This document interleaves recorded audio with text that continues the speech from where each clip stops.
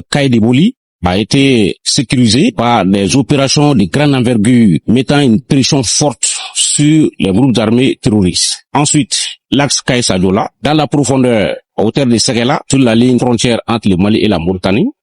Donc ces opérations ont permis de désorganiser de façon significative les groupes armés terroristes qui avaient installé un blocus autour des villes de Kaï et de Nioro. L'insécurité avait atteint un niveau préoccupant. Le PC tactique, à travers les tâches qui lui ont été confiées par l'autorité militaire de niveau stratégique, donc est parvenu à un résultat qui aujourd'hui parle plusieurs points. Le premier point, c'est la fluidité des axes. Le deuxième point, c'est les ravitaillements en carburant des populations. Et le troisième point, la désorganisation des groupes armés terroristes dans la profondeur par la destruction de certaines de leurs bases. C'est dans une dynamique de renforcement des capacités et de conservation des acquis sur le terrain qu'un convoi militaire est rentré le jeudi 16 avril 2026 à Kaï. L'objectif, c'est toujours de renforcer les capacités du secteur 7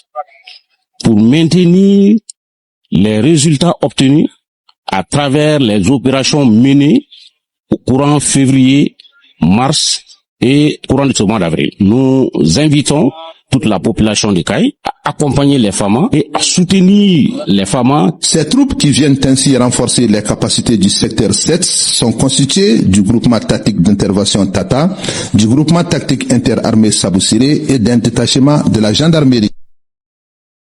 Retour à Bamako, la direction générale du PMU Mali vient en appui à la direction des services urbains de voirie et d'assainissement pour mieux faire face à la gestion des ordures à Bamako. Le général de brigade Issa Ousmane Koulibaly a justement dans ce cadre réceptionné 3 camions d'une valeur de 63 millions de francs CFA. Tchamaro Konaté était à la cérémonie de remise. Démographie galopante dans la ville des Trois-Caïmans favorisant la production des immondices.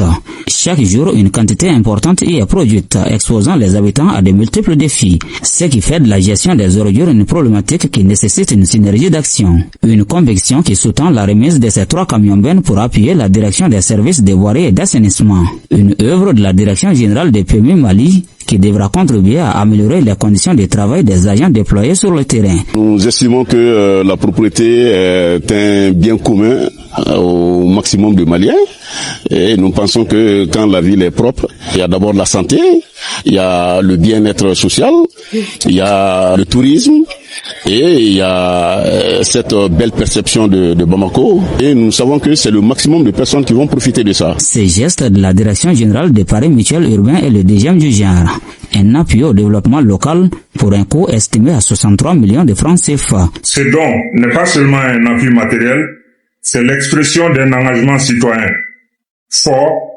et d'une vision sociale.